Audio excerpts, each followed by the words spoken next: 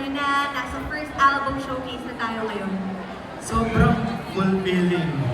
As in, pinangarap lang namin na makapag-perform and maraming sumuporta sa amin. And happy kami na dumating yung mga tao for us and mahal po natin.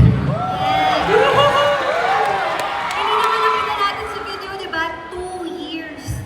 Silently nag-train kayo. Hinintay nyo talaga yung pagkakataon na to. And finally, you have arrived. Yeah! You're finally here, arrived.